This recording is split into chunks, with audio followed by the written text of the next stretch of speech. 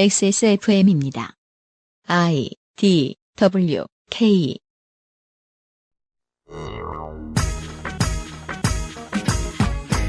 징역 30년, 95년 전두환 씨에게 내려진 1심의 사형 선고 이후 전직 대통령에게 떨어진 매우 강력한 구형입니다. 이에 맞물려 근래에는 가치 있는 헌법과 민주주의를 위해 수십 년간 싸운 한국의 시민들을 기리는 예술 작품들이 쏟아져 나왔지요. 2016년의 변화를 예고했고 그 뿌리가 된 87년을 이야기하는 작품들 말입니다. 하지만 본 PD는 87년에 초등학교 저학년 학생이었고요. 민주화 운동에 참여하지 못했습니다. 저의 감수성 넘치는 시절은 호헌철폐 운동이 아닌 금모으기 운동과 함께 흘러갔지요. 지금의 30, 40대가 뚫고 나온 IMF 시대, 우리를 어떤 사람으로 바꾸어 놓았을까요? 2018년 3.1절 주간의 그것은 알기 싫다는 87세대 10년 후의 97세대, IMF 시대의 청년기를 보낸 사람들의 이야기를 기록한 신간 IMF 키즈의 생애의 저자와 함께 한국인의 앞으로의 삶을 예측하는 시간을 가져보고자 합니다.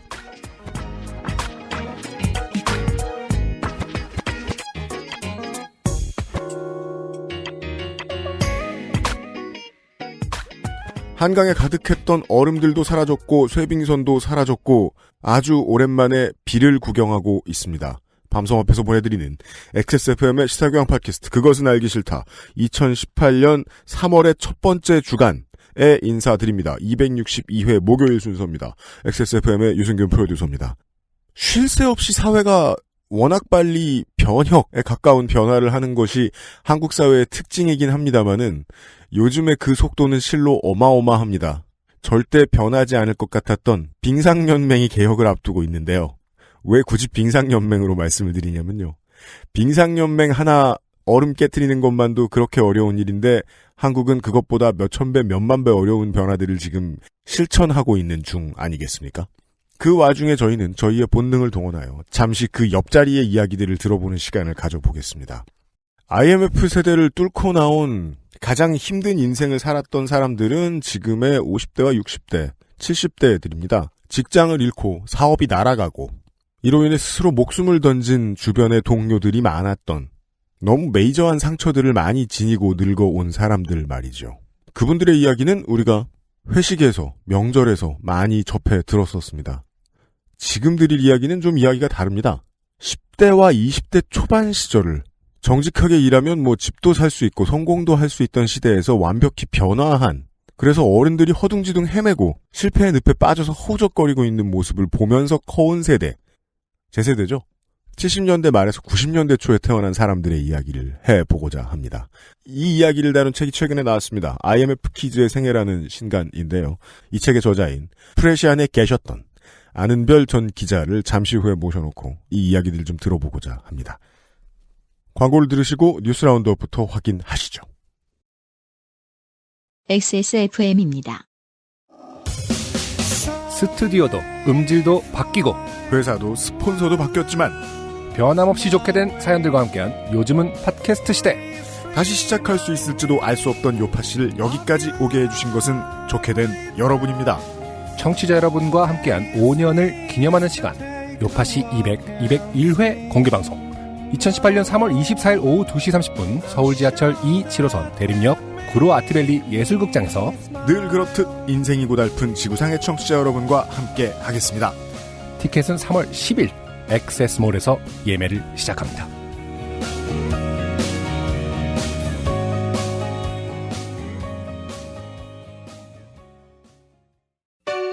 제주의 신선함에 달콤함을 더하다. 과일 그 이상의 맛. 오감만족 과일 스낵 푸르넥 감귤 초코.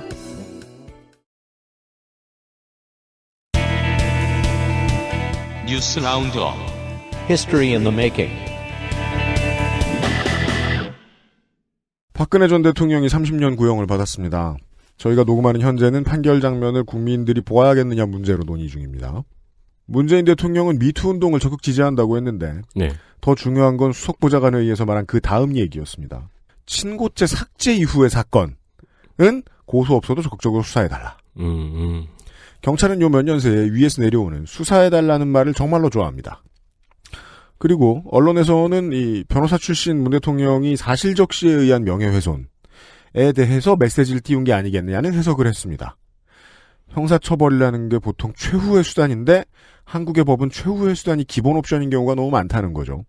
그러면 이로 인해서 구제될 억울한 사람들보다 이로 인해서 입 다무느라 억울한 사람의 수가 압도적으로 많은 상태가 지속이 되는데 그게 한국 사회의 분위기를 대변해주는 법이라는 거죠.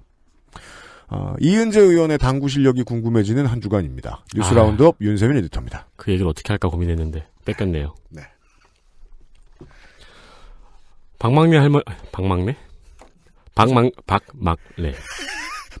할머니 윤세민 에디터한테 사과하셔야 되겠어요? 진짜 힘들구나 이거. 박막래 할머니. 박막래 할머니. 네. 박막래 할머니. 네. 참. 네. 네, 인스타그램이나 유튜브에서 가장 힙한 코리아 그랜마 박막래 할머니가 은퇴하셨습니다. 네, 코리아 그랜마라고 검색하셔도 나옵니다. 네, 국가도로공사에 할머니의 식당 부지가 포함되어 있어가지고 영업을 종료한다고 밝혔습니다. 네. 그러면서 이제 은퇴식을 하는 영상이 공개가 됐어요. 네. 네, 이렇게 웃으면서 은퇴할 수 있는 분들이 많았으면 좋겠습니다. 그렇습니다. 한국의 어르신들이 워낙에 마치 저처럼 기계 문명에 있어 온실 속의 화초 같은 분들이라 네. 잘 쓰는 거 아니면 못 쓰거든요. 네. 그런 사람들을 끌어들일 수 있는 제일 좋은 방법은 흥미를 유발시키는 건데 놀랍게도 유튜브가 그 실마리를 처음으로 풀고 있는 것 같아요. 물론 처음은 아니겠습니다만은 상당히 많은 어른들이 유튜브로 컴퓨터를 시작하고 있어요. 방송에서 제가 한번 말씀을 드렸나요? 추석에 설날에 가가지고 어르신들 하는 얘기 옆에 앉아서 듣고 있었거든요. 네. 모든 이야기가 이제 거기서 이제 태극기 집회스러운 이야기를 나누고 계셨는데 네. 모든 이야기가 그 유튜브에서 봤더니 그렇습니다. 시작돼요. 그래서 이제 처음 새로운 문물을 접한 사람에게 입장에서는요, 우리가 기성세대인 거거든요. 네. 그래서 너무 나쁜 거 보지 말라는 얘기를 너무 많이 하진 마십시오. 그 명절 때 어르신들 만나시면은요. 제일 많이 하신 분이 지금 그 말씀을 하고 계시죠? 그렇죠. 그래서 저희 아빠 불안한데 그래도 일단 뛰어놀게 둬야 된다는 겁니다. 너무 문화를 재단하려는 사람처럼 굴면 안 될 것 같아요. 실력이 늘게 두면 이런 박막래 할머니 같은 스타도 나오신다는 거죠. 네. 저는 처음에 윤세민 에디터가 박막래 할머니 은퇴한다고 하시길래 이제 동영상 그만 올리시냐고. 아니었네요. 깜짝 놀라셨죠. 이제 전업이 되시네요. 네. 예, 우리는 더 다양한 형태의 생일잔치와 마을잔치에서의 메이크업 방법을 배울 수 있게 되었습니다. 마피아 보셨어요? 뭐예요? 그 할머님도 모여서 마피아 게임 하는 거? 진짜요? 진짜 웃겨요. 룰 가르쳐 주시나? 아무튼 박막래 할머니를 유튜브에서 자주 볼 수 있게 됐고요. 네, JMS의 정명석 씨가 출소했습니다. JMS. 지저스 모닝스타였죠? 네. 모닝스타는 철퇴. 네. 철간인가? 2009년 강간치상과 준강제추행 등의 혐의로 징역 10년형을 받았고, 네. 예, 전자발찌를 차고 출소했습니다. 그렇습니다. 그리고 경호원과 측근들과 함께 승용차를 타고 빠져나갔습니다. 한편 정명석 씨가 구속되어 있던 10년 동안에도 JMS는 아주 건재했죠. 네. 포교 활동도 계속하고, 신자들은 억울하게 누명을 쓴 총재님을 기다렸습니다. 네. 그 옥중에서 서신으로 설교문을 계속 전달했다고 하죠. 네. 정명석 씨는 1974년에 통일교에 입교했다가 문선명 씨가 아닌 자신이 메시아라는 걸 깨달았대요. 그렇습니다. 참 알기 어려운 문제인데. 네. 그리고 1978년에 독립해서 현재 종교단체인 기독교 복음 선교회 총회장을 맡고 있습니다. 주요 이력으로는 수련회 축구 경기에서 12명의 골키퍼를 세우고 5골을 기록한 적이 있어요. 그렇습니다. 영화 쿵푸 허슬에서 그 장면을 복각했다라는 설이 있습니다. 그리고 17게임에서 130득점을 한 바 있습니다. 그렇습니다.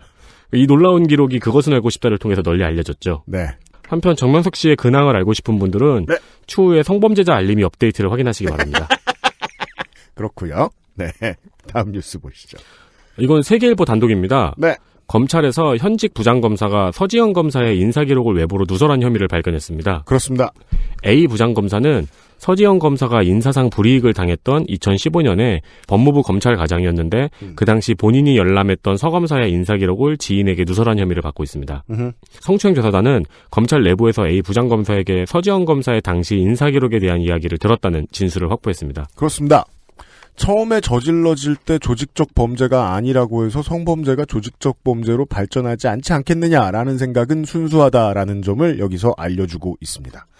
조직의 우두머리급쯤 되면 성범죄를 가장 많이 하는 사람이 되는 경우가 정말 많다라는 사실을 우리는 요즘 몇 시간에 한 번씩 계속 확인하고 있기 때문이죠. 네. 예. 그 점까지도 쫓아가서 벌을 줄 수 있다라는 선례를 남기고 있습니다. 그렇습니다. 예, 검찰 조직에서 이런 기록을 남기면 지난주에 얘기했죠. 문화계에서 시작했는데 다른 데로 넘어갈 거라고. 지금 문화계에서 걸려든 사람들 그 문제를 덮기 위해서 조직적으로 행했던 2차 가해에 대해서도 책임을 물게 될 것이다 라는 신호란 겁니다. 가스라이팅이라고 하죠. 네. 네가 잘못됐다고 주위에서 반복해서 그 말을 들으면은 피해자가 결국 내가 잘못한 건가라는 생각을 하게 된다는. 그렇습니다. 지금의 미투 운동 같은 경우는 피해자가 그런 생각에 빠지지 않게끔 네. 언론이라든가 많은 사람들이 도와주고 있다는 점. 그러니까 그런 얘기들 지금 계속해서 들리고 있고 저희들도 뭐 수시로 받는 데이터들이 있는데요. 지금 뭐 여성의 전화 같은 곳들은 정말 역사상 이렇게 바쁜 시간이 없을 정도로 미어 터지고 있다고 하죠. 예. 다음 보시죠. 한국 GM이 비정규직 노동자들에게 해고 통보를 했습니다. 군산 공장의 비정규직 200명은 공장 폐쇄에 따라서 3월 말까지 회사를 떠나달라는 해고 통보를 받았다고 밝혔습니다. 특히 비정규직은 정규직과 달리 보상금이나 위로금도 없이 일방적인 해고 통보만으로 내쫓기게 되었습니다. 이게요, 보통은 정규직 노사가 큰 공장을 가지고 있는 회사에서 정규직하고 중요한 협상을 할 때 가끔 하는 짓입니다. 비슷한 일을, 거의 같은 일을 비정규직으로서 되게 오랫동안 하고 있었던 사람들을 통상 교섭 이전, 임금 교섭이나 이런 단체 교섭 이전에 먼저 잘라버리는 행위인데요. 근데 보통은 이런 때 이제 직장을 잃게 되는 비정규직 노동자는 1, 2년 된 비숙련공이 아닙니다. 그렇죠. 지금 이번에는 최대 20년까지 자동차 업무를 여기서 해오신 분들이, 숙련공들이 여기에 해당되는 걸로 알고 있습니다. 한편 지난달에는 한국 GM의 창원 공장에서 140명, 그리고 부평 공장에서 73명의 비정규직이 해고 통보를 받았습니다. 이는 아웃소싱 업무를 인소싱으로 돌리면서 일어난 해고 통보입니다. 창원 공장은 2014년 대법원에서 사내 협력업체 비정규직원 847명에 대한 불법 파견을 선고받은 적이 있습니다. 네. 아웃소싱에서 인소싱으로 돌린다고 말할 때요.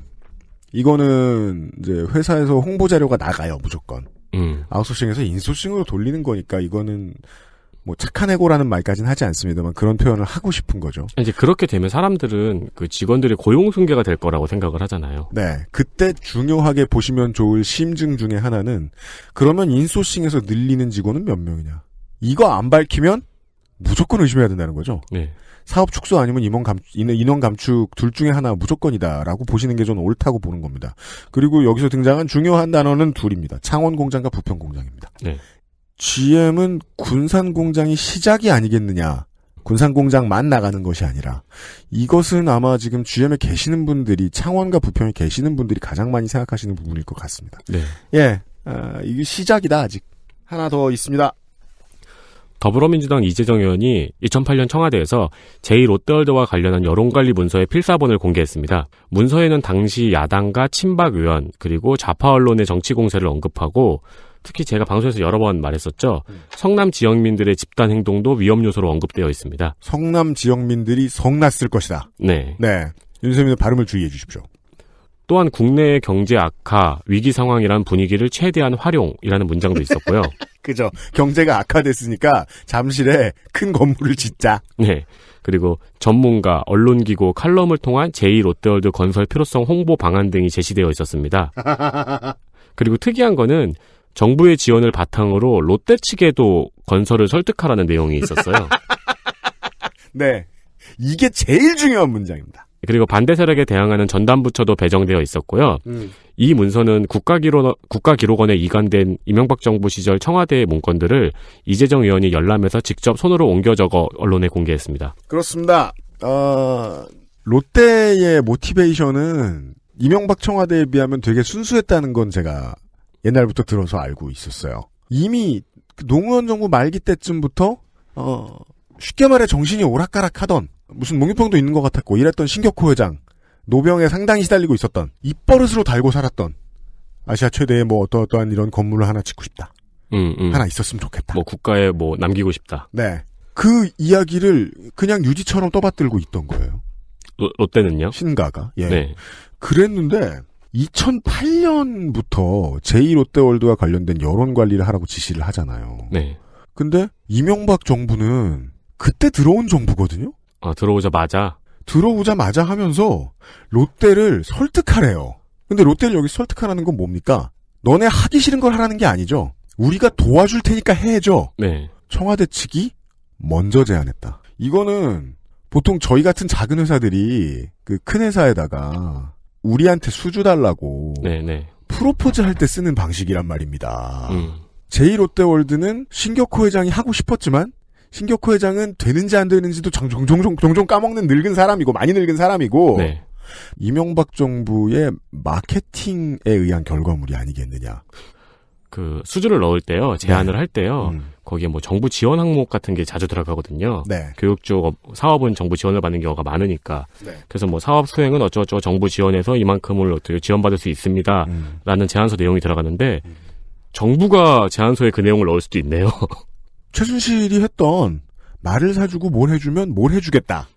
라는 첫 제안하고 비슷한 거거든요. 그래서 지금 이명박 정부의 비리가 얼마나 밝혀질지를 국민들이 너무 기대해도 좋은 겁니다. 여기는 프로였으니까.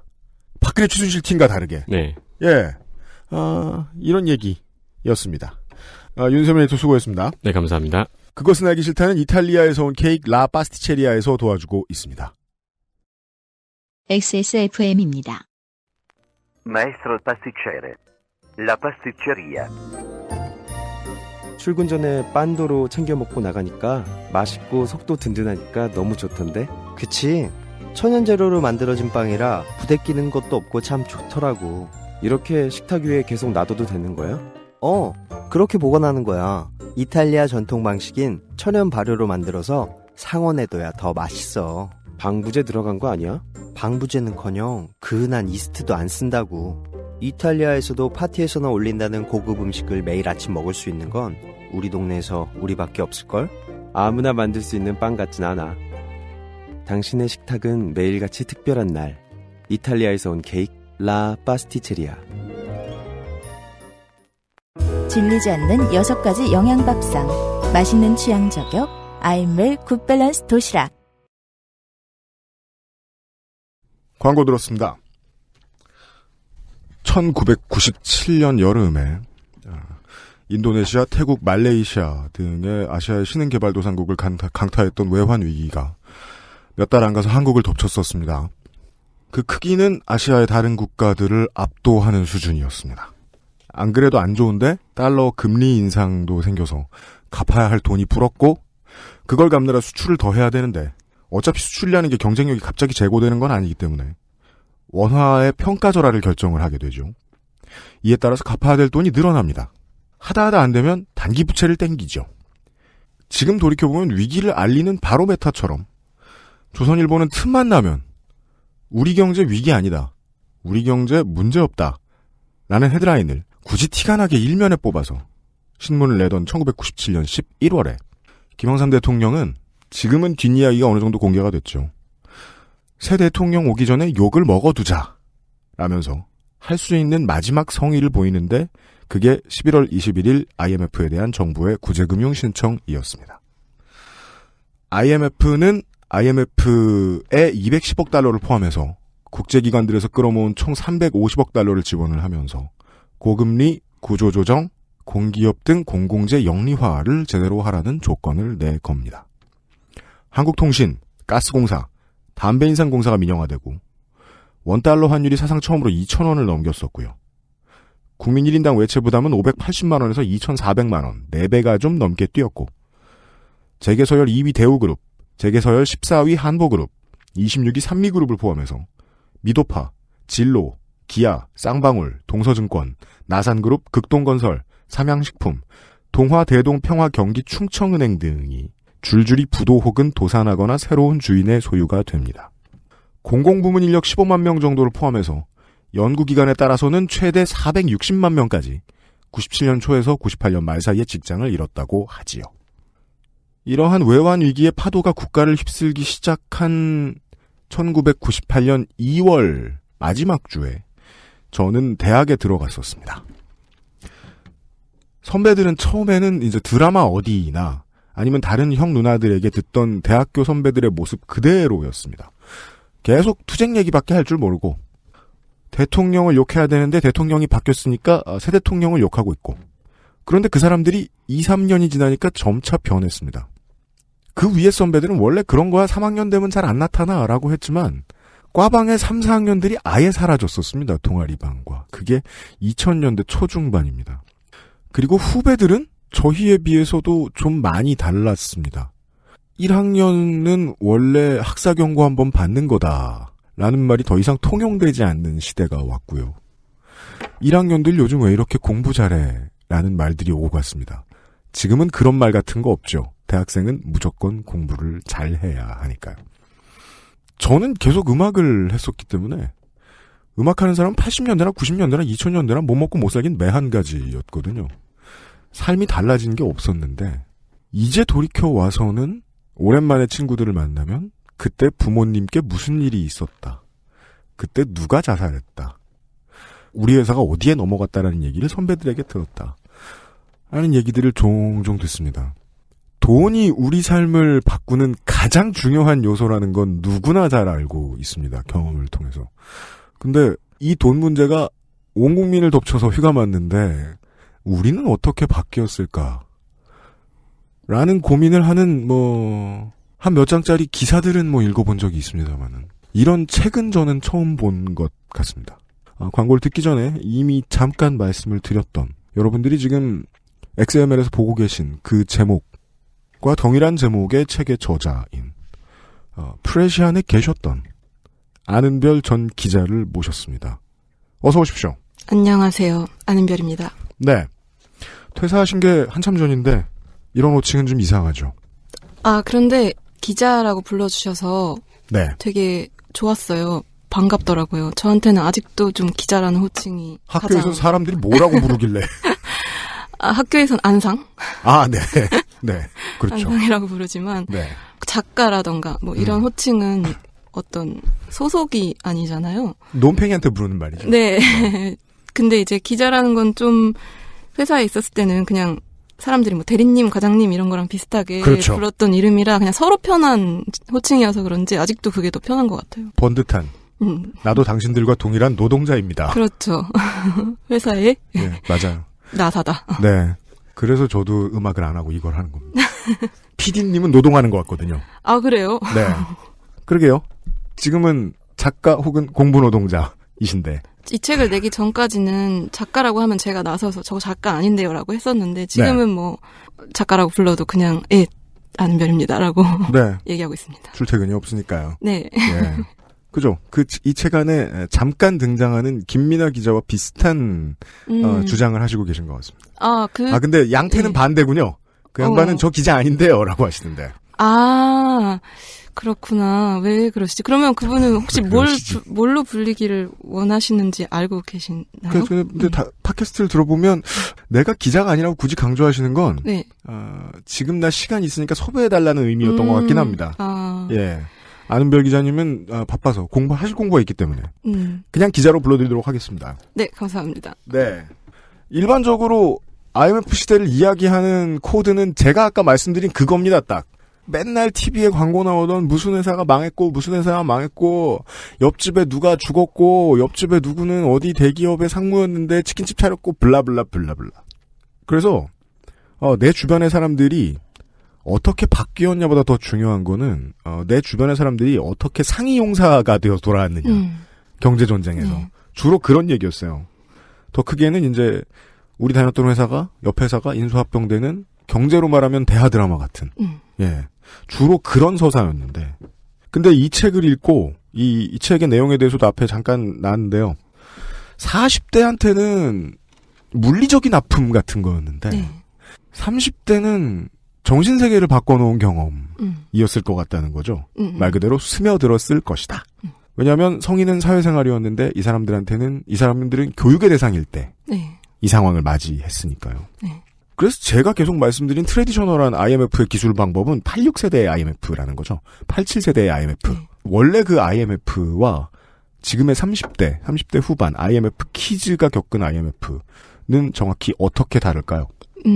제가 유승균 PD님의 얘기를 듣고 최근에 들은 좀 재밌는 얘기가 생각이 하나 났는데 혹시 논픽션 다이어리라는 영화 알고 있습니다. 네, 그 영화 만든 정윤석 감독이랑 얼마 전에 일로 대화한 일이 있었는데 그분이 논픽션 다이어리 영화 DVD를 만들 때 코멘터리 자리에 이제 CBS의 변상욱 대기자를 모셨대요. 근데 이분이랑 얘기를 해보니까 그 논픽션 다이어리가 다루고 있는 그 삼풍백화점 붕괴 사고 그리고 지존파 살인 사건 이런 어떤 90년대 중반에 이 감독 81년생의 눈으로 봤을 때는 굉장히 기이하고 그로테스크하고 뭔가 2010년대에 자신과 굉장히 이어져 있는 것 같은데 알 수 없는 그런 단서로서의 사건을 이 변상욱 대기자님이 무용담으로 얘기를 하고 계셨다는 거예요. 그러니까 그분은 그때도 취재를 하셨으니까. 그렇죠. 굉장히 이제 신이 나게 막 얘기를 하시는 걸 보고 물론 그분은 이제 그 당시에 많이 취재를 하셔서 아마 직접 현장에서도 가까이서 보셨을 테고 그런 맥락도 있지만 한편으로는 가장 그분이 왕성하게 사회활동을 하고 활약을 했던 가장 젊었던 그런 시절을 회상하는 사람의 어떤 어투였기 때문에 굉장히 재미있었다. 그렇죠. 이런 말을 하셔서 그 무용담이란 말이 지금 대하경제 드라마라는 말과 굉장히 와닿는다고 생각했거든요. 근데 그거랑 이 IMF라는 말에 이제 세대별 어떤 감각의 다름도 약간 비슷한 맥락이라는 생각이 드는데 제가 이제 이 책에서 다룬 그 30대 IMF 키즈라고 명명한 그 세대한테는 IMF 이전에 있었던 그 소위 지금 그것마저도 이제 사후적으로 이제 얘기가 되는 한국 사회에서 민주화 이후에 아주 일시적으로 포도주의적인 분배가 이루어졌던 소비가 이루어지고 소비 문화가 막 왕성하게 막 이루어지고 했던 그 90년대 시기. 초중반. 네, 그 올라가던 시기에 뭔가 갑자기 딱 온 외부의 충격으로서 딱 브레이크가 걸리는 그런 사건으로서 IMF를 경험한 게 아니라 뭔가 있었고 나중에 자신이 이제 사회에 나가고 나서 사회를 경험을 했을 때 이전에 부모님들 세대가 이제 경험했던 어떤 생애 서사, 생애 주기 서사, 중산층적 삶의 전망 같은 것들이 머릿속으로는 그게 어떤 건지 알고 있는데 막상 나와 보니까 그게 맞지 않는다. 혹은 이게 이제 우리의 현실 감각이 아니다. 하나도 안 맞다. 예. 그걸 이제 그럼 왜 그럴까? 이건 왜 어디가 어긋난 걸까라고 생각했을 때 사후적으로 발견되는 일이었던 거예요. 네. 적응을 위한 교본이 없군요. 네. 그런 것들이 사실은 나와 내 주변에 사람들이 있는 위치에 큰 영향을 주지 않았었나라고 사후적으로 단서처럼 발견하게 되는 게 아마 그 90년대에 있었던 일이 아닐까 싶은데 그런 감각상의 차이가 있지 않나 싶더라고요. 그 어렸을 때 가진 것은 보통은 행복의 매개체가 되지 않잖아요. 당연히 가지고 있으니까. 그렇죠. 무매개적으로. 그리고는 뉴스에서 우울한 얘기가 자꾸 반복이 됐고. 그건 그러려니. 왜냐하면 뉴스는 우울한 얘기를 하는 매체니까. 원래 기업이란 늘 도산하나 봐. 그리고 나서 내가 20대 후반이 돼서 직장 전선으로 뛰어들었을 때 보니까 엄마 아빠가 혹은 어른들이 이야기해주던 사회랑 너무 다르더라. 그렇죠. 그리고 그 어떤 모델 삼았던 어떤 생애 기획이 안 되는 거예요. 그런 상황에서 이제 돌아봤을 때 과거에 지금 우리가 그런 중산층적 생애 전망을 할 수 없는 이유를 좀 터파봤을 때 이제 발견되는 것으로서의 사건이 아니었나. 80년대는 열심히 사는 사람의 상징 중에는 적금 같은 것이 있었고 돈의 가치가 나를 딱히 배신하지 않았고 적금을 몇 년 부으면 집을 샀고 그 시절의 이야기를 자랑스럽게 해주는 부모님들이 키운 내가 사회에 딱 나갔을 때 만났던 사회를 겪고 나서 한참 지나서야 좀 느낄까 말까한 상황인 거는 이 책에 등장한 모든 인터뷰들도 마찬가지였겠군요. 그럼. 그렇습니다. 그래서 이 서문에 이런 얘기가 있습니다. 이 책에는 당시의 신문 지면을 차지했던 수많은 몰락의 드라마는 없고 이 막연한 구조적 변동이 한 사람의 라이프 코스 속에 남긴 흔적들은 있다. 자, 아까 쉽게 썼잖아요. 기성세대가 입은 금전적 피해를 기록하는 건 상대적으로 아주 쉬운 일입니다. 많은 사람들이 그렇게 또 해왔고 뒤집어서 삶에 스며든 흔적을 찾는 건 너무 어렵습니다. 무슨 방금 사귄 애인인데 얘 성격 왜 이래 이거 알아내는데 20년 걸릴 거 아니에요. 그 뒤엔 내가 그 사람한테 죽은 뒤일걸요. 일단 인터뷰 본인들부터 지금 말씀해 주셨던 대로 잘 못 느꼈었을 것 같은데 내가 IMF 시대를 겪으면서 어떻게 변했지? 내가 어떻게 컸는지를 내가 어떻게 알아? 그 작업을 하신 거 아닙니까? 어렵다고 말씀해 주셨는데 그래서 사실 애초부터 저는 어떤 실증을 네. 하는 거에 목표를 두지 않았던 것 같아요. 그러니까, 점괘는 없고. 네. 예. 실증을 목표로 삼게 되면 IMF 키즈라는 이름을 붙인 이유가 네. 이 세대가 IMF로 인한 IMF 외환위기 구제금융 사태로 인한 어떤 변화에 가장 큰 영향을 받고 가장 큰 피해를 입었다는 것이 네. 비교를 통해서 입증이 되어야 될 텐데 그죠. 근데 그 작업을 하는 게 애초에 목표는 아니었던 것 같아요. 왜냐면 자살한 중소기업 사장님하고 비교할 수는 없을 거 아니에요. 그죠? 네. 예. 그렇게 돼버리면은 이게 가장 불행하다. 우리가 가장 많은 피해를 입었다. 이런 식의 어떤 불행서사 배틀이 어떻게 이것이 상처가 아니라 할 수 있겠는가 같은 거 말이죠. 네, 그렇게 될 것 같다는 생각이 들었고 그래서 애초에 그런 불행서사 목표는 배틀 좋네요. 네.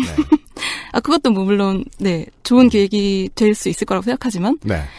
그렇다면 그렇게 뭐 줄 세우기 식으로 네. 이야기하는데 관심이 없다면 도대체 뭐냐?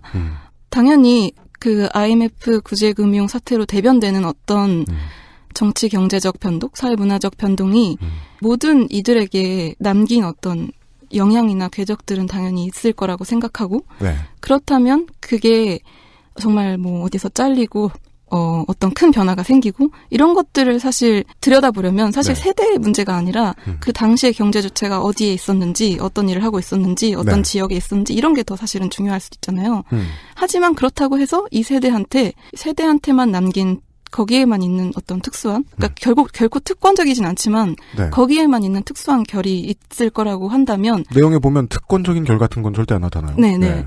그렇다면 그 특수한 건 어떻게 포착할 것이냐가 이제 질문이 됐고 그걸 하기 위한 방법으로서 그 각자의 그 생애 이야기를 처음부터 끝까지 연대기적으로 서술하는 방법이 좀 끌려 나온 것 같아요. 네. 그래서 어떻게 살아왔는지를 회고하는 과정 그 자체가 네. 그러니까 구체적으로 그 사람이 좀 겪은 시간대를 좀 생생하게 되살리는 것 자체가 방법론이었고 그리고 이 세대의 IMF의 어떤 독특한 물결을 보여주는 필연적인 좀 방법론이었던 것 같아요.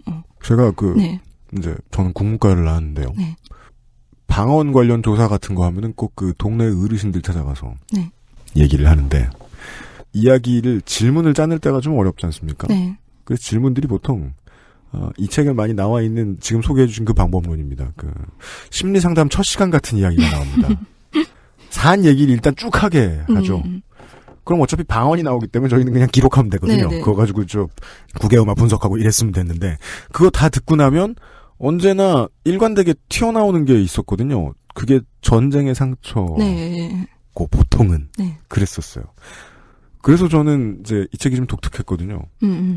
우리보다 조금 더 나이 먹은 사람들한테 물어보면 많이 나이 먹은 사람들한테 물어보면 전후세대의 아픔이 나올 것이고 네. 그거보다 조금 더 어린 사람들한테 물어보면 IMF 때 자기가 직접 망한 얘기 나올 것인 건데 네. 이 사람들은 전쟁을 겪고 난 폐허에서 사회생활한 얘기 네, 정확하게 표현하시는 것 같아요. 잖아요. 네. 예, 보통 이 연구 안 하거든요. 사람들이 바빠서. 그렇죠. 네. 예. 그래서 네. 아마 이 책에 좀 특수한 점이 있다면 네. 바로 그런 걸 안 하잖아요. 근데 대단히 아프지 않아요.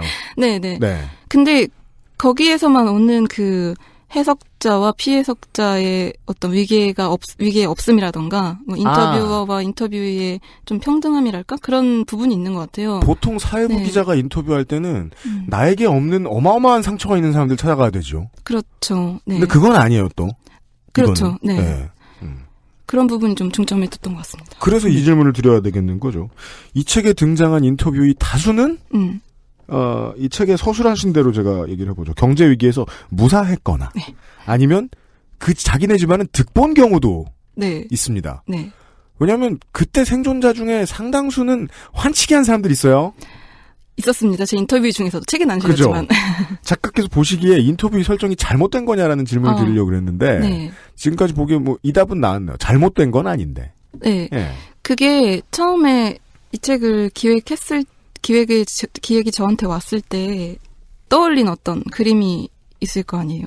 그때도 사실은 굉장히 막연하게 접근을 하긴 했지만 그 안에 분명한 거는 IMF로 인해서 가정이 몰락하거나 네. 아주 큰 피해를 봐서 정말 몰락한 다음에 어떤 제기하는 그런 식의 서사를 수집하려고 하진 않다는 건 분명했던 것 같아요. 하지만 그것만 확신한 상태로는 사실은 막연했던 것 같아요. 근데 그 막연한 가운데서도 약간의 그 감각적인 아마 이런 사람이라면 자신이 살아온 이야기를 굉장히 어떤 성좌 속에서 사회적인 성좌 속에서 이야기하고 해석해서 얘기해 줄 수 있을 것이다라고 짐작이 되는 사람들을 좀 찾아다녔어요. 그리고 나서 사회적인 성자라 함은 어느 정도는 몇 단계의 은유만 거치면 그 정도의 캐릭터는 상상해낼 수 있는 일반적이라고 하는 케이스는 세상에 없을 거 아니에요. 각자의 특수성이 있고 각자의 구체성이 있는데 그 구체성이 좀 리얼함을 갖고 있는 사람들 있잖아요. 어떤 뭐 우리가 영화를 보던 만화를 보던 이 이야기 이런 인물 어딘가 있을 것 같아라는 김연아 선생 같지 않은 사람. 아, 김연아 선생님은 언리얼하지 않은 사람. 물론 그분도 어떤 하나 안 리얼하죠. 어떻게 표현해도 어차피. 그 사기캐. 네. 근데 이제 그게 뭐 잘났고 못났고 이런 차원이 아니라 자신의 어떤 삶에 대한 어떤 이야기가 풍부할 것 같은 사람들이 있었어요. 그건 거의 사실 감에서 시작된 건 맞는데 그런 사람들의 이야기를 일단은 듣기 시작했죠. 그리고 나서 사실은 제가 인터뷰를 시행한 것은 일본으로 유학을 가기 직전에 좀 막 핸드폰 해지하고 막 이럴 때 몰아서 했었거든요. 그리고 나서 일본으로 날아가서 이제 녹취를 풀면서 자, 이걸 어떻게 할 것이냐. 그때부터 이제 서서히 생각을 해보게 된 건데. 프레시안을 그만두신 게 2014년이니까 3년 걸렸네요. 3년, 4년?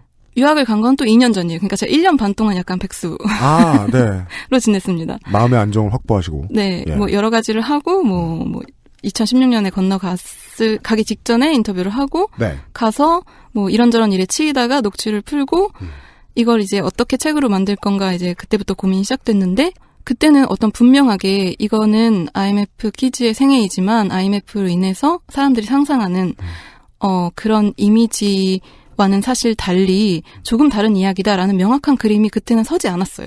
그래서 계속 사실은 사람들이 혹은 내가 계속 기대하고 있는 어떤 IMF 서사에 부합하는 이야기를 해야 돼라는 생각이 계속 쫓아다녔던 것 같아요. 그렇다면 사실은 불일치잖아요. 내가 혹은 예상 독자들이 기대하는 책의 내용과 내가 수집한 이야기들의 불일치가 생긴 건데 이 불일치를 어떻게 처리하느냐에 있어서 두 가지 선택이 있었다고 보는데 저는 그냥 제가 좀 계속 강박적으로 계속 끝까지 쫓아다녔던 우리 사회에서 IMF가 환기하는 어떤 그런 큰 상처라는 그런 이미지를 버리지 않고, 그러니까 이건 원래 이런 얘기 아니야 라고 시작하지 않고 이런 게 분명히 있지만 나는 그걸 못했다라는 식으로 좀 약간 방어적으로 서문을 썼거든요. 그래서 사실은 그 책을 내고 나서 2개월 동안 그거에 대한 여러 가지 지적이나 비판을 많이 받았는데 그래도 저는 좀 진짜 이것 때문에 힘들게 산 사람들 그렇게 많은데 이건 뭐예요? 그런 것도 있고 같은 질문. 그런 것도 있고 오지도 않은 비판을 먼저 방어하는 것 같다. 너무 방어적이다. 차라리 좀 선언적으로 가도 좋았을 것 같다. 이런 얘기도 있었거든요. 한국 사람들은 글을 쓰기 시작하면 선언 참 좋아하죠. 네. 그래서 이제 그런 불일치를 저는 이제 인정을 하고 저는 그거에 대해서는 후회하지 않는데 하나의 선택이었던 것 같아요. 끝까지 쫓아왔던 질문에 대한. 그래서 이 인터뷰의 선적이 잘못된 거냐 혹은 실패한 거냐라는 질문은 사실은 저는 반은 맞고 반은 틀리다고 생각하는데 만약에 그 반은 실패했다고 해도 저는 서문에서 얘기한 걸로 통해서 오히려 다른 면, IMF가 우리 사회에 끼친 영향의 다른 면도 이 다음부터 다시 조명될 수 있다면 꽤 의미 있는 실패 인정이지 않나라는 생각도 듭니다. 미래를 보시는군요. 다음 여러분들 책을 써주세요. 네. 책을 쓰기 위해서 책을 사세요. 라는 말씀을 하신 것과 다를 바가 없습니다. 그렇네요. 광고 이전에 이제 책 내용 잠깐 소개를 해드렸습니다만은, 그런 내용의 연구서는 맞는 것 같습니다.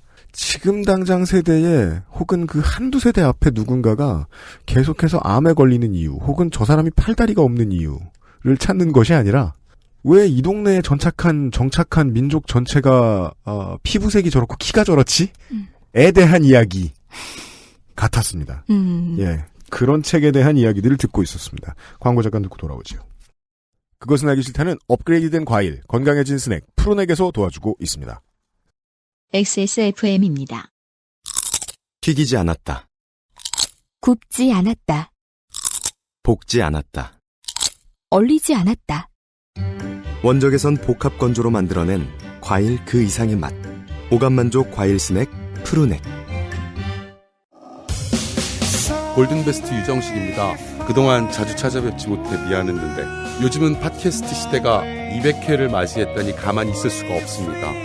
2018년 3월 24일 토요일 오후 2시 30분 서울 지하철 2호선 7호선 대림역 구로 아트밸리 예술극장에서 유정식과 요파시 200회 공개 방송을 함께 하시죠.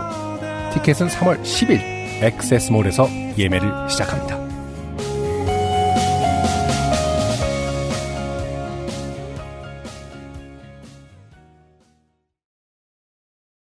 책과 관련된 프로그램을 만들 때요, 책 내용을 중간중간 계속 소개해드리는 것만큼 재미없는 일이 없습니다. 그런가요? 책을 쓰는 방식을 좀 되짚어보고자 합니다. 프레시안에 계셨던 지 한 4년 지난 아는별 기자와 함께하고 있습니다. 책에 아주 잠깐 등장했었습니다. 네. 네. 원래 자기애가 센 사람은 책 10페이지만 읽어도 내용은 몰라도 자기애는 쏙 들어옵니다. 자기 얘기를 쉬지 않고, 그리고 하려고 하는데 참을 때도 참는 티가 나죠. 근데 본인 얘기가 워낙에 없습니다, 이 책에서. 아, 그래요? 예. IMF 키드로 살았던 작가 본인의 삶에 대해서 좀 들어봤으면 제가 좋겠습니다. 왜냐하면 책을 꾸며나가신 기술 방식을 청취자 여러분들께 전달을 드리고 싶기 때문입니다. 네. 예. 교육이나 직업이나 인생의 서사 같은 거죠. 네.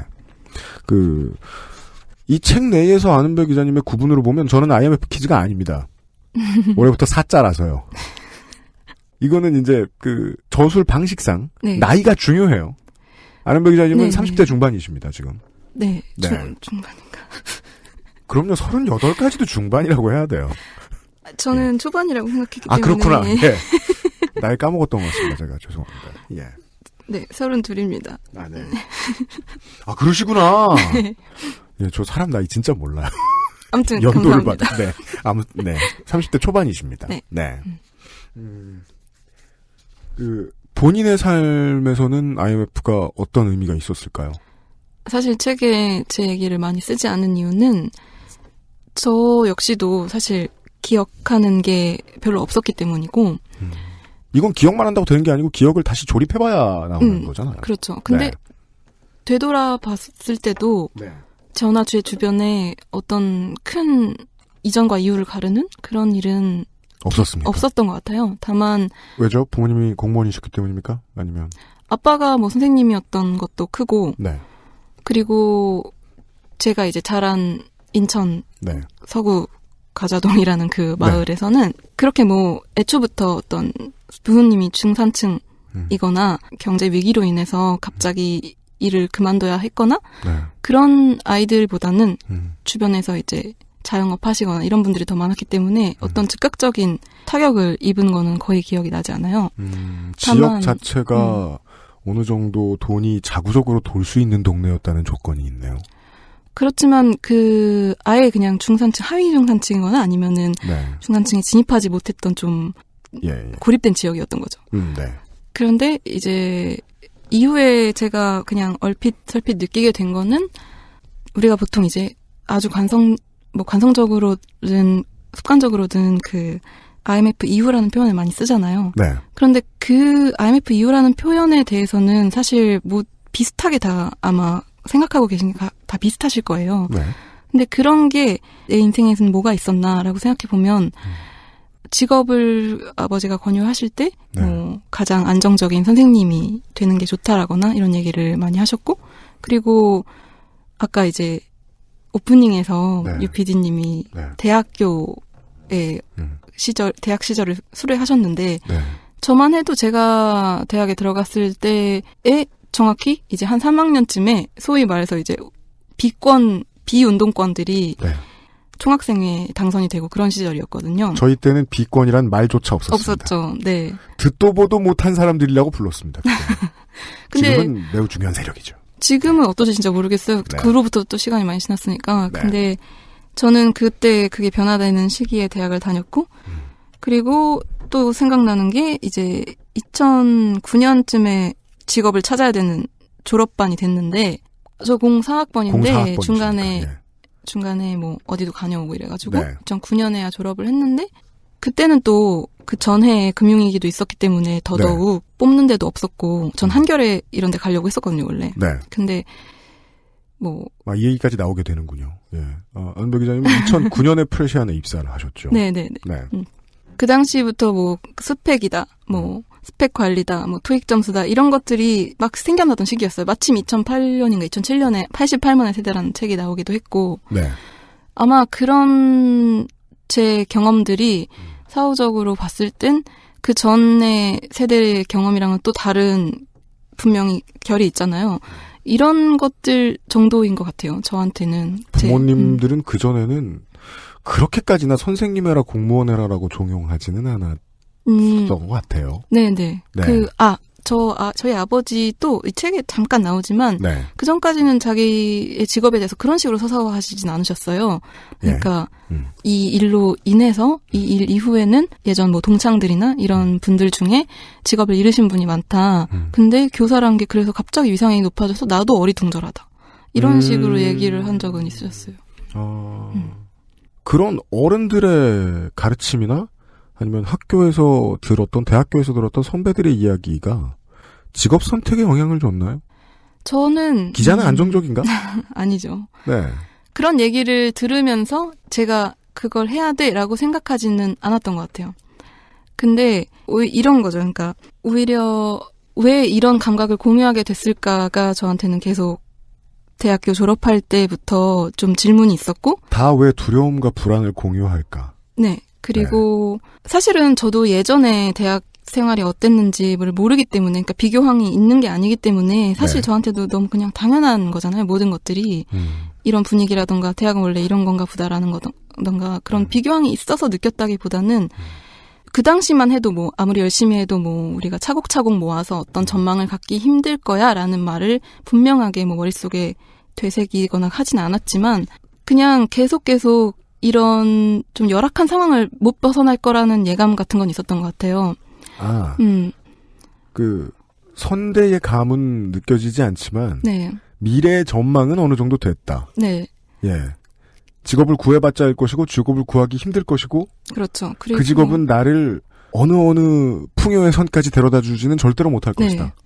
그래서 오히려 그런 게 막연하게나마 있었기 때문에 제가 직업을 선택할 때는 나는 저는 그때는 훨씬 더 비판적인 사람이었거든요, 세상에. 네. 그래서 프레시안을 간 건데. 그럼요. 그렇죠. 조금 비판적이어가지고는 프레시안 안 갔습니다. 정말 보통 비판적인 게 아니에요. 제가. 요즘 프레시안 기자들 만나보면 되게 좋은 분들이더라고요, 예전과 달리. 예전과 달리. 여담이지만 예를 들어서 그 언론고시반이라는 게 있지 않습니까? 그렇죠. 거기에서 장기자랑을 시켰어요, 저한테. 들어가면은. 근데 그때 제가 주한미군 철폐가를 불렀던 기억이 나요. 그러니까 그 정도로 좀 이상한 애였는데. 그러면은 이 친구는 프레시안 반, 이래가지고. 약간 그렇죠. 그 당시에 저희 언론고시반 동기들은 프레시안은 별로 생각을 안 했던 것 같은데. 혹은 야, 공부하지 마. 너 그냥 민중의 소리 가면 돼. 아무튼. 사견을 들려주셨을 것이다. 엄청 비판적인 사람이었는데 그 비판적인 게 약간 그런 예감이랑 연관이 있지 않았나 싶어요. 그러니까 어차피 세상은 뭔가 잘못됐어. 이런 게 좀 이제 강하게 있었고 그렇다면 내가 설마 세상을 바꾼다 이런 것까지는 가지 않더라도 좀 떳떳하고 옳은 일? 좀 더 정의롭다는 좀 지금 쓰기엔 좀 무겁지만 제가 부끄럽지 않은 일 같은 걸 하고 싶었던 것 같아요. 그래서 오히려 그때는 좀 안정이 뭔지도 몰랐고 사실은 지금보다 6, 7년 어렸을 때는 더 이렇게 혈기왕성하기 때문에 경제적 안정이요? 경제적 안정. 경제적 안정은 그땐 진짜 몰랐어요. 그때는 제가 프레시안 입사하기 전에 들어갔던 모 잡지사에서 저한테 90만 원을 줬는데 월 90만 원을 줬는데 그것도 저는 되게 좋았거든요. 용돈으로요? 네. 크다고 느꼈거든요.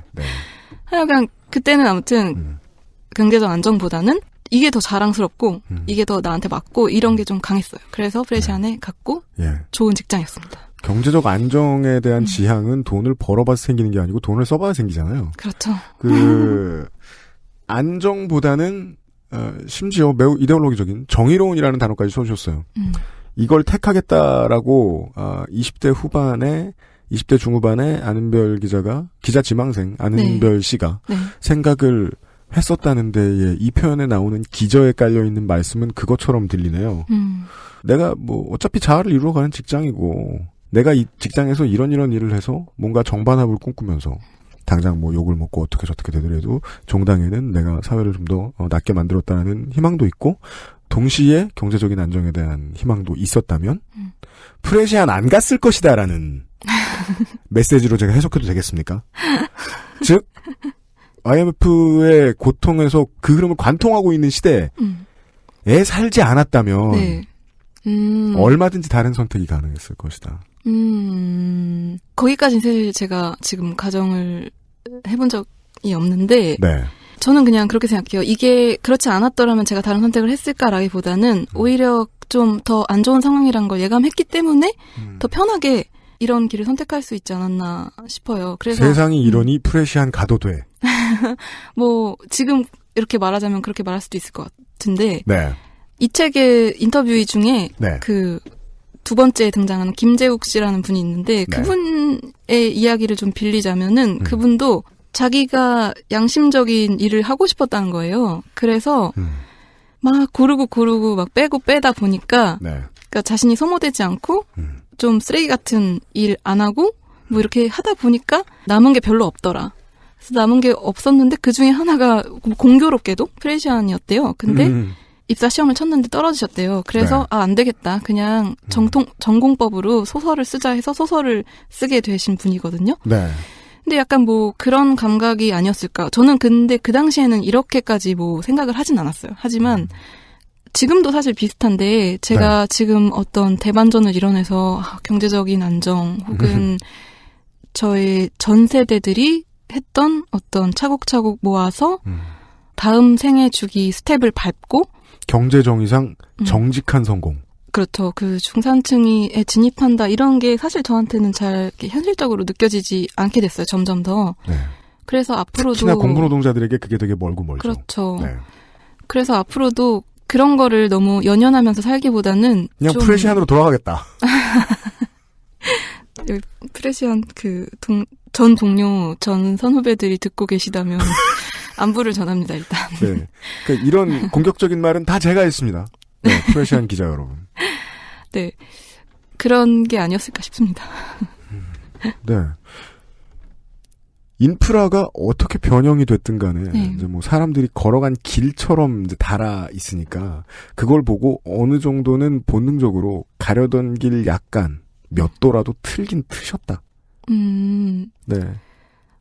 제가 이 질문 잘 이해를 못한 것 같은데. 그런가요? 네, 다시 한번 여쭤봐도 될까요? 과학적으로 네. 가드레일이 없는 완벽한 와이드 오픈 로드를 걷는다면 그것이 이제 이런 과학적인 가정인 겁니다. 그러면 사람들은 누구나 서로 다른 가고 싶은 길의 끝을 놓고 멀리 보고 어딘가로 걸어가겠죠. 그러다가 서로 멀리 있는 다른 길을 택하겠죠. 네. 근데 경제 위기라는 건 보통 선택권을 줄이잖아요. 그렇죠. 말씀하신 그 줄어든 선택권에는 경제적 안정은 내게 찾아올 리가 없어. 같은 암묵적인 믿음. 그건 근데 평상시에 늘 생각하고 있는 것도 아니잖아요. 그냥 그렇게 했구나. 저 돈은 난 못 벌겠구나. 예. 그건 은연중에 예, 직업 선택과 사회생활에 영향을 끼쳤다. 아, 그렇죠. 그러니까 그런 전망들 혹은 그런 현실 감각은 확실히 말씀하신 것처럼 비슷한 메커니즘으로 저한테 자리 잡게 되지 않았나 싶어요. 그러니까 그게 꼭 우리 세대는 다 가난해 이런 차원은 전혀 아닌데 결국에는 그게 어떤 세대별로 결정되는 거는 아니잖아요. 자신의 출발 위치나 계급적 상황이나 이런 것들이 다 서로 다르기 때문에 일괄할 수는 없지만 적어도 한국 경제가 성장하던 그런 청년기 시절에 그 전성기를 보냈던 사람들의 계속 이대로 올라갈 것이다라는 전망 같은 것들은 굉장히 많이 사그러든 상태잖아요. 모두가 꼬마 정주영이었던 시절. 그게 나는 아니다라고 어떤 분은 말씀하실 수도 있지만 저는 이제 가끔 저희 아버지 세대 분들의 이야기를 들을 때 엄청 다르게 느껴지거든요. 제 또래들이랑 하는 얘기와. 그래서 그래요. 옛날 사람들은 큰 돈을 벌어야겠다라고 할 때 주로 사업을 벌렸고 네. 지금은 도박을 하잖아요. 비트코인에. 네. 그리고 옛날 사람들이 돈을 많이 벌려고 했던 이유는 일가도 일으키고 뭐 기업도 일으키고 뭐 사회가 변화하고 뭐 그 와중에 돈도 많이 벌고 요런 되게 복합적인 거였는데 지금 사람들이 돈을 많이 벌고자 하는 이유는 그러지 않으면 내가 죽을까 봐. 그렇죠. 예. 그것 맞아요. 그리고 그렇기 때문에 어떤 사람은 생존 경쟁선을 통과했다. 어떤 사람은 그렇죠. 탈락했다. 이런 것들에 대한 성패의 표상이라던가 아니면 민감하게 의식하는 것도 되게 강해진 것 같거든요. 네. 근데 사실 그거야말로 되게 안 좋은 방향이잖아요. 네. 그래서 나는 저 선을 통과 못할 거야 라는 식의 어떤 내면화가 아니라 우리의 현실 감각을 좀 더 솔직하게 다 얘기해보자. 그리고 이 현실 감각의 기원에 뭐가 있는지 좀 서로를 좀 확인하면서 가보자. 이런 생각으로 저의 선택도 이루어졌던 것 같아요. 네. 물론 이렇게 좀 멋있게 말하는 건 이제 사후적으로 다 그렇죠. 얘기를 할 수 있는 거겠지만 네. 지금 이제 대화 속에서 네. 뭐 IMF 퀴즈의 생애가 하려던 얘기들이 아마 다시 이제 얘기가 돌아오는 것 같은데 네. 그런 게 아닐까 싶습니다. 근데 우리의 사유를 그렇게 디자인한 건 네. 보통 지난 20년간은 고금리와 구조조정과 공기업 민영화 때문이다라고 쉽게 얘기를 했단 말이에요. 이 책을 쓰시면서 다른 원인으로 좀 진하게 느껴지는 것이 있으셨습니까?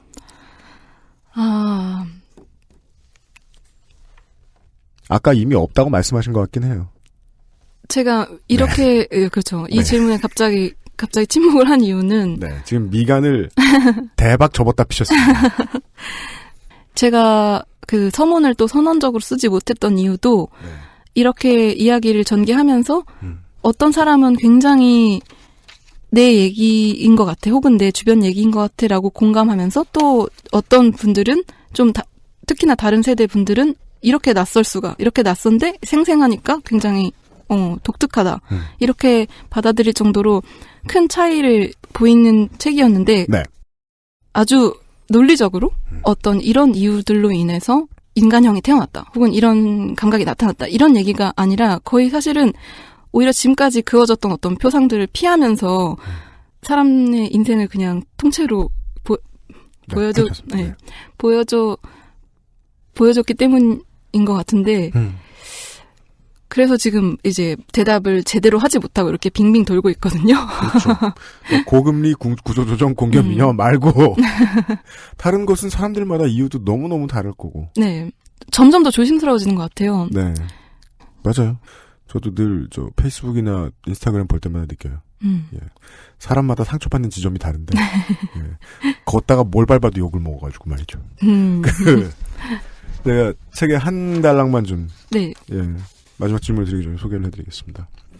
81년생인 지금 정치를 하고 계신 정당인 김남희 씨의 인터뷰 중 마지막 부분입니다. 네. 그런데 현실 정치 가까운 데 있다 보니 느끼는 건 진보정당에서 얘기하는 그런 정치의 기회는 정말 운이 좋지 않으면 잘 없어요. 원래 정말 운이 좋지 않으면 잘 없어요라는 말은 전통적으로는 신만이가 하는 얘기고 요즘 그런 얘기를 제일 많이 하는 업계는 연예계입니다. 보통. 정치인들은 그 정도까지는 얘기 안 했던 것 같은데. 그래서 이 구조 안에서 스스로 능력을 키우고 검증받을 수 있는 사람이 되어야겠다고 생각하게 돼요. 앞으로 내가 하고 싶은 정치에 대해 나를 하나의 바둑돌로 두고 계획해 보려고요. 딱 30대에 하는 생각이라는 걸 저는 알겠습니다. 예. 왜냐하면 10대에는 내가 주인공이기 때문에 이런 생각 못 하고요. 20대 때는 이런 생각이 들게 하는 마귀들과 싸우느라 예, 집회에 나가든 술을 마시든 하는 거고요. 30대가 돼서 하기 좋은 생각인데, 글쎄요, 옛날 어른들은 이렇게 생각했는지 모르겠습니다만. 여튼 아주 큰 상처들에 대한 얘기는 아닙니다만은, 결국은 우리 세대 전반을 지배하는 체화된 불안하고 무기력이 되게 일관되게 드러나긴 해 있습니다. 예. 그래서 저는 읽을 때 공감되지 않는 부분이 거의 없었습니다. 근데 많은 분들이 저처럼 저의 세대에 많은 분들이 공감할 내용이면, 이거는, 기자께서 꾸준히 말씀해 주셨던 대로 실체를 규명하기 어렵다. 평균치를 내기 어렵다라고 하더라도 결국은 정치가 떠받아야 떠안아야 되는 거 아닙니까? 네네. 이런 류의 사람들의 스토리. 네. 예. IMF 키즈들을 위해서 지금의 정치가 할 수 있는 일이 있을까요? 진짜 말씀하신 대로 결국에 정치의 문제는 맞는 것 같아요. 그건 너무 공감하고 그 점을 말씀해 주셔서 너무 감사드리고. 정말이에요? 저는 네. 이게 가장 도식적인 질문이라서 되게 드리기 부끄럽다고 생각했는데. 근데 이제 네. 문제는 그 정치를 어떻게 또 정의할 거냐, 어떤 식으로 접근할 거냐의 문제라서 그게 가장 어려운 문제라서. 그렇죠. 이지만 결국에 큰 얘기는 결국 정치의 문제, 몫을 어떻게 분배할 것이냐의 문제는 맞다고 생각하고 제가 드릴 수 있는 말은 네. 이제 갑자기 딴 책 얘기를 좀 하자면 딴 책이요? 네. 네, 한국에 와 있는 동안 이제 궁금한 책을 막 찾아봤는데 네. 그중에 마강래 교수님의 네. 그 지방도시 살생부라는 책을 한 권 네. 봤는데 지방도시 살생부 마광래 교수요. 네. 마강래 네. 교수님이실 겁니다. 아마. 네. 근데 그 책에 대해서 일본 고문원을 연구하시는 김시덕 선생님이 네네네. 트위터에 이런 감상을 남기셨는데 제가 읽어보자면 네. 이 책의 핵심은 쇠퇴를 인정하기 싫은 우리 중소도시들이라는 한 줄이다. 이렇게 말씀하셨어요. 그러면서 이제 쇠퇴를 인정하기 싫은 게 어디 지방 중소도시들 뿐이겠느냐 하면서 한국이 고도 성장하는 시기에 청년기였다는 행운으로 사회 곳곳에 포진한 중장년층도 자신들의 행운과 실력을 혼동하면서 쇠퇴를 인정하지 않고 젊은 사람들이 크지 못하도록 밟거나 그들의 능력을 박탈할 뿐이다. 이분은 좀 세게 말씀을 하시긴 했는데 왜냐하면 네. 따봉충이 되면 그렇게 됩니다. 네. 트위터에 쓰시긴 했지만 아니 뭐 그렇잖아요. 예. 트위터에 썼다는 건 내가 따봉. 네. 아무튼 세게 말씀하시긴 했는데 저도 이제 어느 정도를 동의를 하거든요. 그럼요. 예. 네. 그러니까 이게 지금 제가 이제 어떤 세대의 어떤 선을 긋고 그분들이 뭐 다 물러나야 된다 이런 말을 하는 게 아니라 네. 그 정도로 어떤 목소리를 낼 자리나 그러니까 이 세대가 직접 이야기를 하고 직접 인정의 정치를 펼칠 기회 자체가 굉장히 많이 막혀 있는 게 사실이라고 생각하거든요. 네.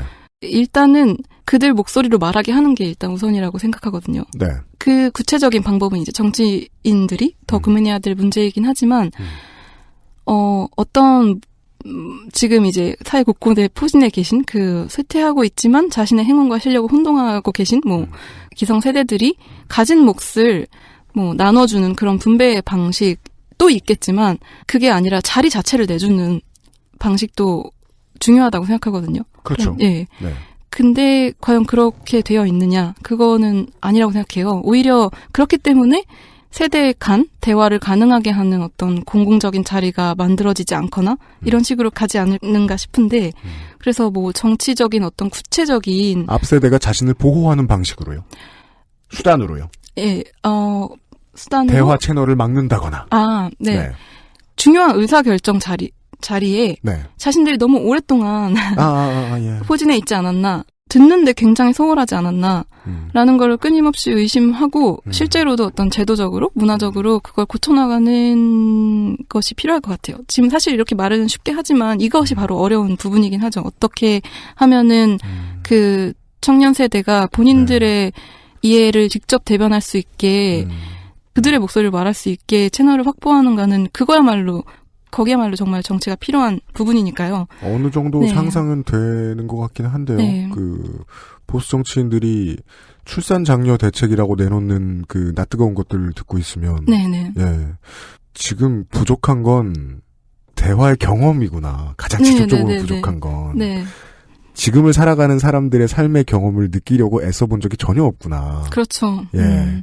그냥 지금까지 정책을 만들어온 혹은 정치를 해온 그런 방식에 소스 뿌리듯이 요즘 트렌드라는 뭐 해시태그처럼 저출산 이런 식으로 갖다 붙여서는 문제를 해결할 수가 없죠. 근데 그런 면에 있어서 지금 뭐 사실은 베이비붐 세대가 인구학적으로 굉장히 의미가 있잖아요. 그러니까 사회, 경제, 정치적으로 사실 굉장히 힘이 있는 세대이고 그분들뿐만 아니라 이제 그분들은 곧 은퇴하시지만 지금 뭐 좀 있으면 이제 그 자리에 올라갈 386 세대들까지 포함해서 네. 지금 제가 얘기하는 이제 기성세대에 진입하신 분들이 어떻게 하면은 이야기를 들을 수 있을까? 자신이 지금까지 해온 경험들에만 의존하지 않고 동등한 대화 상대로서 네.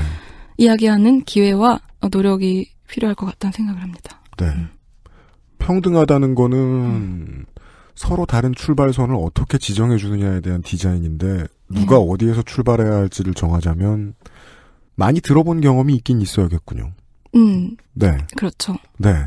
그리고 그런 이야기들이 각자의 경험과 각자의 어떤 구체적인 상황들이 얘기가 되어야지만 지금까지 우리 사회를 움직이거나 떠받쳤던 어떤 전체적인 위계 질서가 어떻게 선이 그어졌는지도 한 사람한테 좀 길게 들어봐야. 그렇죠. 그러게요. 저도 그 점에서 이 책이 괜찮았다고 느꼈습니다. 공청회 500명하고 할 때 네. 진심을 말하면 쫓겨나잖아요. 아, 네. 네.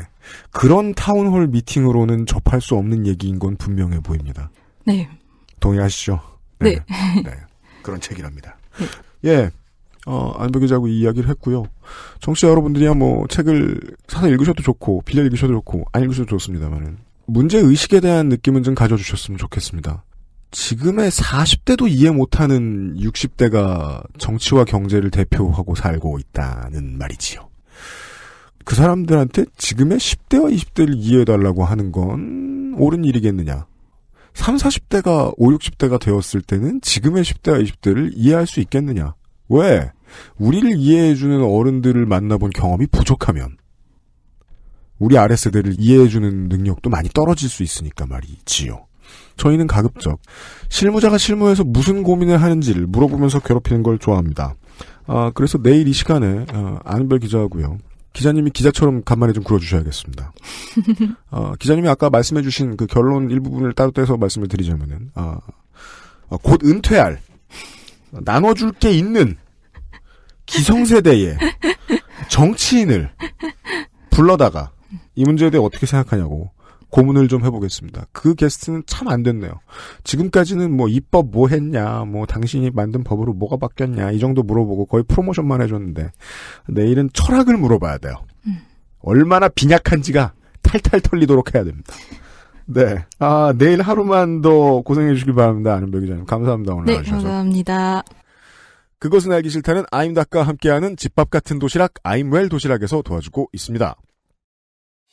쌀, 급속 냉각한 가마솥밥, 잡곡, 현미, 알곤약, 레드 퀴노아, 야채, 삼색나물, 단호박, 무청 시래기, 닭가슴살, 밀리언셀러 아임닭. 전문가가 만드는 도시락. 맛있는 취향 저격 아임웰 굿밸런스 도시락.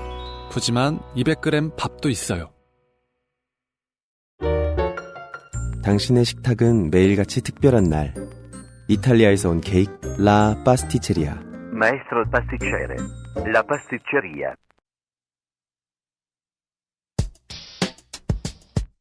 제가 이 책이 재밌었던 이유는요. 역설적으로 처음에 방송 시작할 때 말씀드렸던 실제로 실패에 늪에서 허우적거리고 고생을 해야 했던 기성세대의 이야기가 아니라 더욱 나아가서 그들의 자녀, 그들 완벽히 주변에 있던 사람으로서 고생을 함께 했던 경험이 너무 크게 아로새겨진 사람들이 아니라 그 모습을 그저 멀리서 보고만 자랐던 사람들에게도 IMF는 사람의 삶을 변화시킬 만큼의 큰 영향력을 가지고 있다.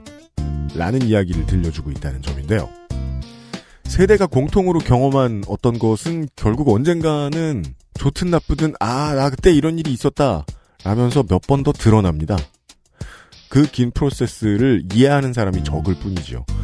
알고 보면 사회의 어떤 부분은 IMF 세대가 겪었던 두려움과 한계 때문에 지금 어떤 부분을 변화하지 못하고 있는 혹은 어떤 부분이 변화된 것이 아니겠는가 생각을 합니다.